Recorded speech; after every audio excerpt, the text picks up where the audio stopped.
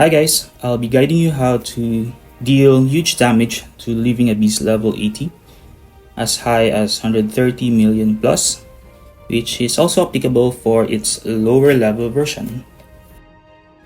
Quick disclaimer, your final damage will still depend on your Sugar Gnome laboratory and building upgrades, Statue of Heroic Radiance from the altar, bonuses from your guild museum, and the level of your guild as well.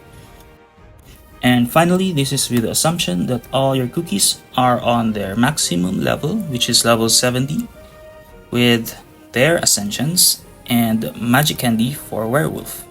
If you can have him with higher than level 10 or level 20, much better.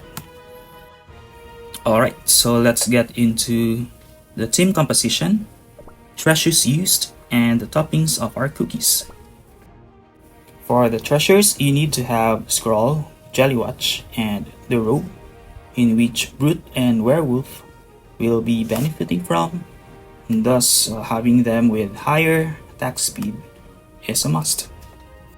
The boss has a skill that targets the cookie with the highest HP, and thus you want Brute to have the highest HP among all other cookies, and thus 3 raspberries and 2 peanut toppings are the best toppings for him. Generally, you want Brute to have attack speed of at least 7, cooldown of at least 3.5, and damage resist of at least 15%. But if you can have him with more than that, then much better. For Werewolf, you can have him with 5 apple jelly toppings, 5 raspberries, or a combination of 3 raspberries and 2 apple jelly toppings. And for his substats, you would want his attack speed to be at least 7, cooldown of at least 8, and damage resist of around 15 or more. Overall, I recommend 5 apple jelly toppings for Werewolf, as it gives higher damage output for him. To ensure that Brute has the highest HP on the team, you can just simply go to his page and look at his HP stat. In this case, you have 347k for him versus 345k for Werewolf, who is his closest contender.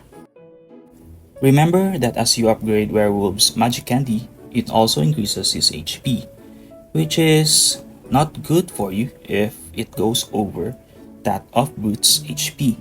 If that happens, you need to go back and adjust Brute's substats for HP.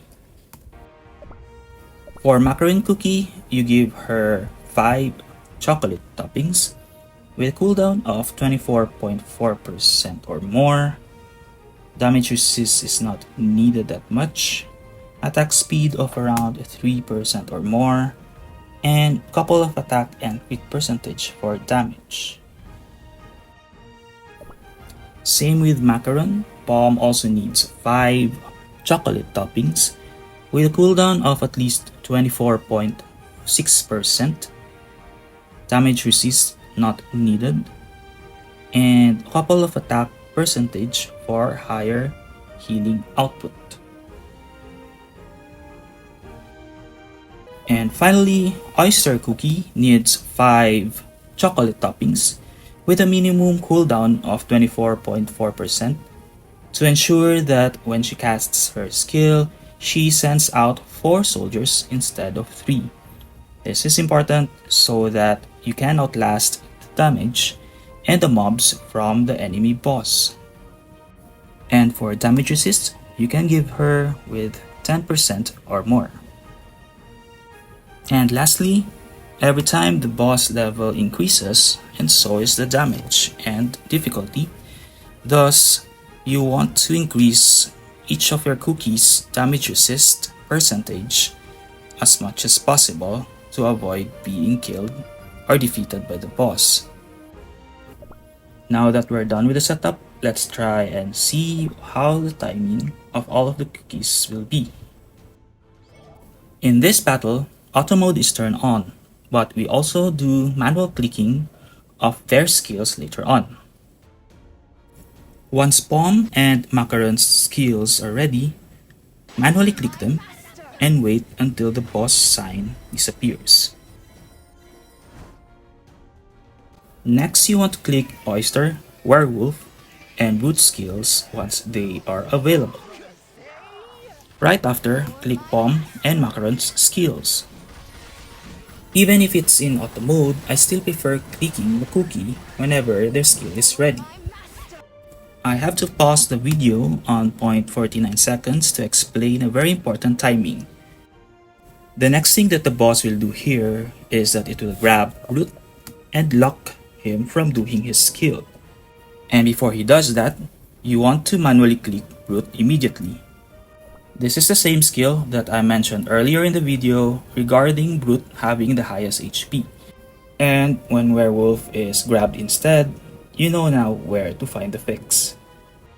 Finally, if you weren't still able to click Brute that fast, either he has a small CD or you haven't clicked Macaron's skill earlier that fast.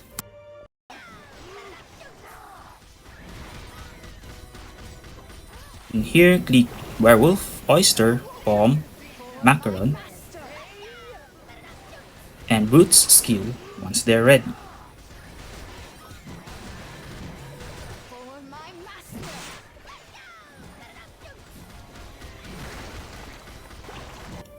Another important timing I want to discuss is on 0.28 seconds, and it still involves Brute. The next thing that the boss will do here is it will try to confuse Brute in a way, and thus you are not able to cast your skill still. Somehow it's different from the munching skill that I explained earlier, but the silencing of the skill is still the one that is problematic here. Just cast Brute's skill immediately once it's available.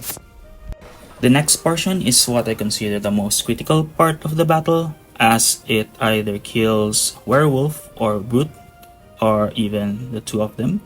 So what you want to do is to quickly click Palm and Werewolf first, followed by Oyster and Macaron.